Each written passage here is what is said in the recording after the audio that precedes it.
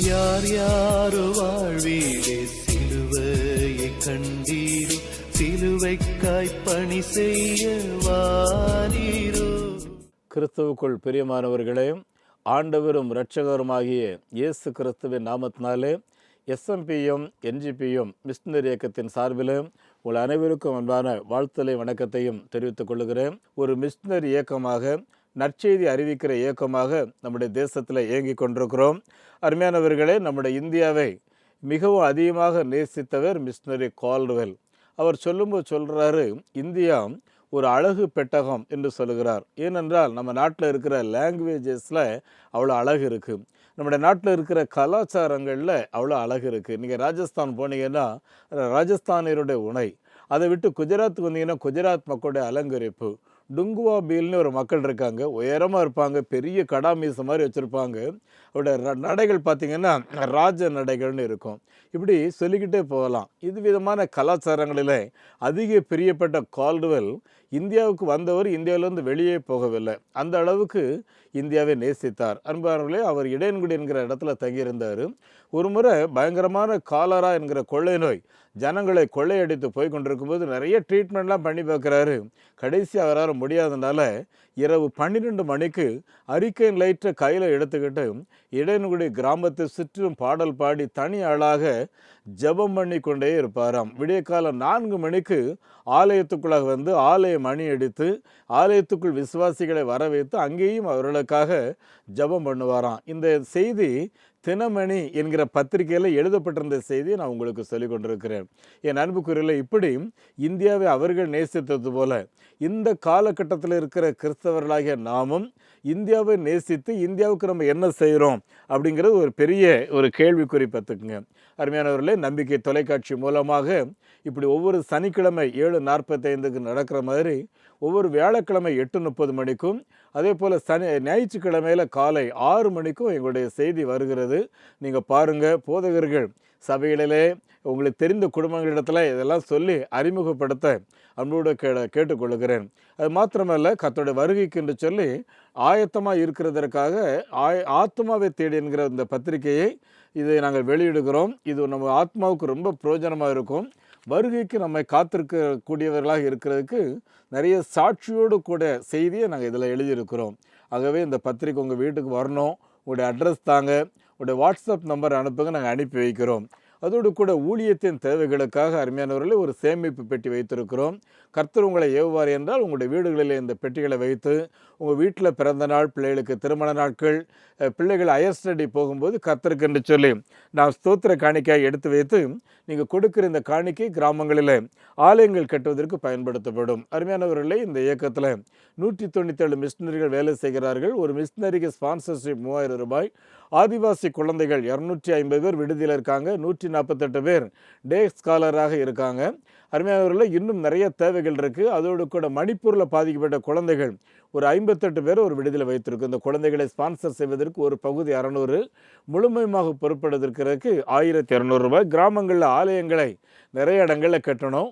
2 லட்ச ரூபாய், 3 லட்ச ரூபாய், 5 லட்ச ரூபாய், 7 லட்ச ரூபான்னு சொல்லி உங்கள் வசதிக்கு ஏற்ப ஆலயம் கட்டலாம். 3 மாதத்தில் எங்கே கட்டி முடிச்சிருக்கிறோம் அப்படிங்கிற தகவல்களை உங்களுக்கு கொடுப்போம். ஆகவே ஜெபித்து இந்த ஊழியங்களை ஈடுபடுங்கள். இந்த ஊழியத்தினுடைய அக்கௌண்ட் நம்பரை குறித்து வைத்துக் கொள்ளுங்கள்.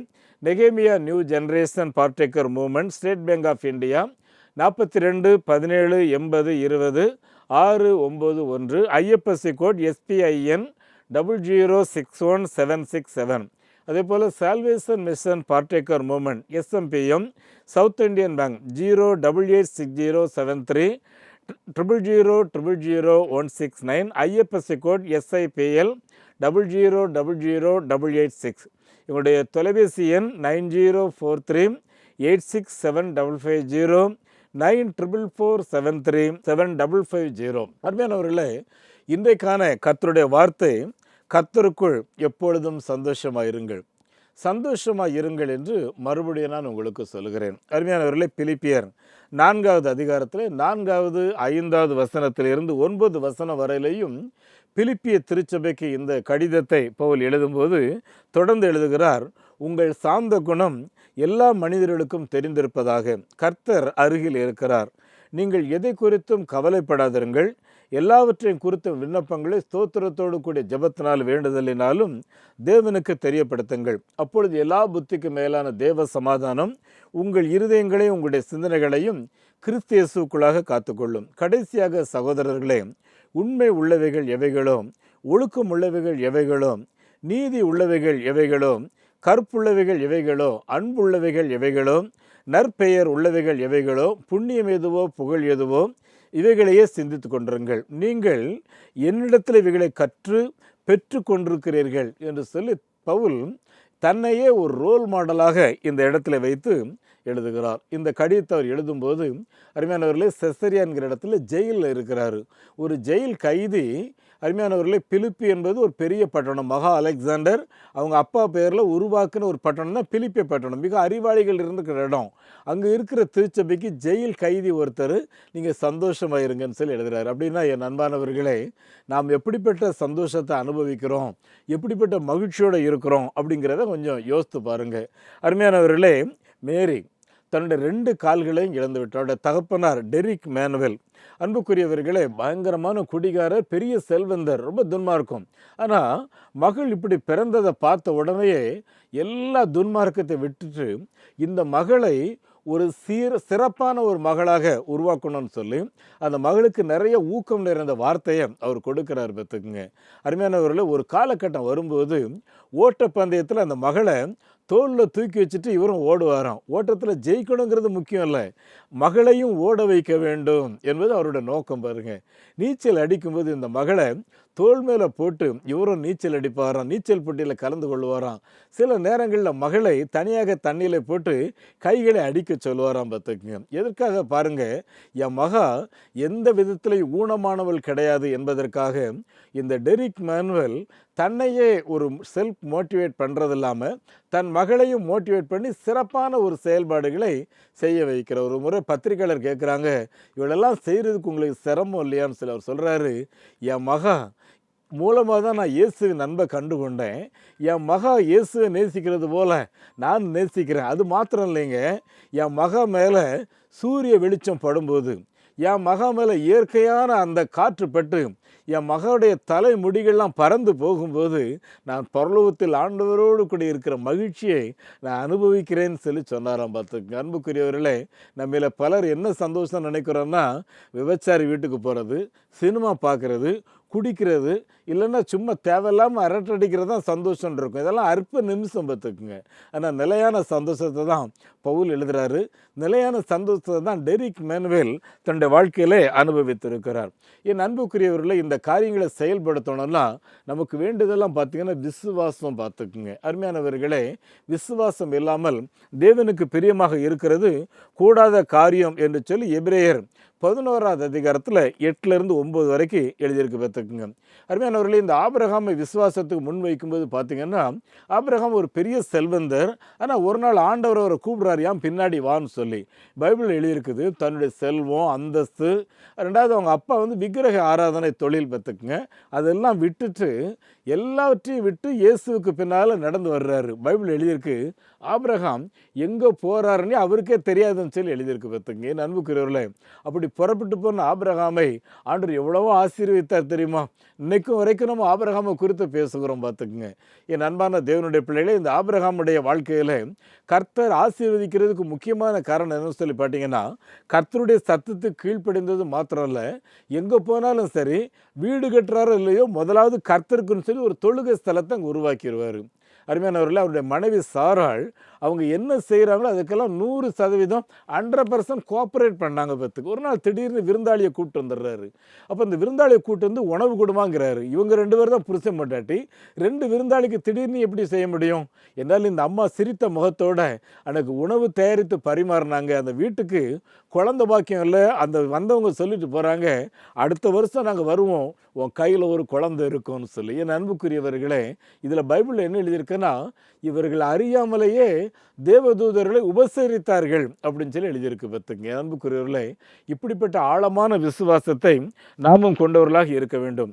ஈசாக்கை குறித்தும் யாக்கோபை குறித்தும் தொடர்ச்சியாக எழும்போது இவர்களெல்லாம் விசுவாசத்துக்கு முன்னுதாரணமாக இருந்தார்கள் அப்படின்னு சொல்லி எழுதியிருக்கு. அருமையானவர்களே, மார்ட்டின் லூத்தர் என்பவர் ஒரு நாள் ஜெயிலில் ஒரு நாள் அவருடைய மடாலயத்தில் இருக்கும்போது ரொம்ப சிக்காகி இனி செத்து போயிடுவார்னு தூக்கி போட்டாங்க. அப்போ அந்த லைப்ரரியை க்ளீன் பண்ணுற ஆள் சொன்னாராம், லூத்தர் நீ சாக மாட்ட, நீ கர்த்தருக்காக பெரிய காரியங்களை செய்ய போகிறேன்றாரு. இந்த நம்பிக்கையோடு எழுந்து போய் பைபிள் எடுத்து பார்க்குறாரு. ரோமர் 1:8 அங்கே எழுதியிருக்கு. இதை வாஸ்தவனை லூத்தருக்குள்ள ஒரு புதிய பலன் பத்துக்குங்க. விசுவாசத்தினாலே நீதிமான் பிழைப்பான். என் அன்புக்குரிய ஆண்டுடைய பிள்ளைகளை, நீங்களும் இப்படிப்பட்ட நிலையான மகிழ்ச்சியை அனுபவிக்க வேண்டும் என்று சொல்லி ஆண்டவர் விரும்புகிறார். எபிரேயர் 11ஆம் அதிகாரத்தின் 6ஆம் வசனத்தில் எழுதியிருக்குது, விசுவாசம் இல்லாமல் தேவனுக்கு பிரியமாக இருக்கிறது என்பது கூடாத காரியம். ஆகவே என் அன்புக்குரிய தேவனுடைய பிள்ளைகளை, விசுவாசத்தில் உறுதிப்படுங்கள். அருமையானவர்களே, எந்த பாடுகள் வந்தாலும் சரி அந்த பாடுகளிலே சந்தோஷமாக இருங்கள். என் அன்புக்குரியவர்கள், ஒரு நாள் ஒருத்தன் ஒரு ஒரு ஒரு பார்க்குக்கு போயிருக்கான். சும்மா ஏன்னா அவனுக்கு ரொம்ப போர் அடிக்குது, நிம்மதி இல்லை. அந்த பார்க்கில் போயிருக்கான். இந்த பார்க்லேருந்து ஒரு சத்தம் கேட்குது, சந்தோஷம் பொங்குதே சந்தோஷம் பொங்குதுன்னு பாடல். இந்த பாடல் வந்த இடத்த போய் பார்க்குறான். அங்கே ஒரு பெண் அழகாக உட்காந்துருக்காங்க.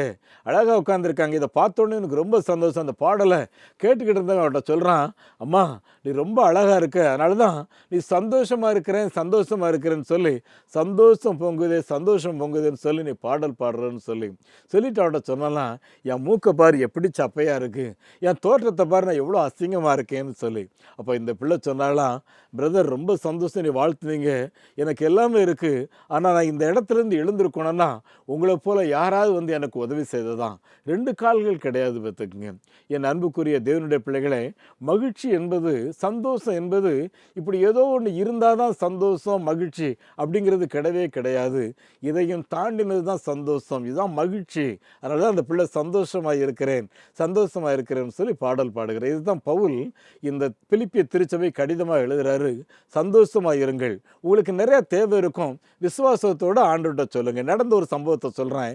சார்ஜ் முல்லருங்கிற ஒரு தேவனுடைய மனிதர், அருமையானவர்களே, ஒரு நாள் ஒரு மீட்டிங்கில் பேசணும். ஷிப்பில் போயிட்டுருக்கிறாரு. திடீர்னு அந்த ஷிப் ஓட்டுநர் நிறுத்திடுறாரு. ஏன்னா பயங்கர பனி மேலே பார்த்துக்குங்க. அப்போ ஜார்ஜ் முல்லர் போய் சொல்கிறார், நான் நாளைக்கு இந்த மீட்டிங்கில் இருக்கணும், நீ வேகமாக கப்பலை ஓட்டுங்கிறான். சொல்கிறான், சார் ஒரே பனி மேலே என்னால் ஓட்ட முடியாது அப்படிங்கிற. உடனே சொல்கிறாரு, நம்ம ஜெபம் பண்ணுவோம் அப்படிங்கிறாரு.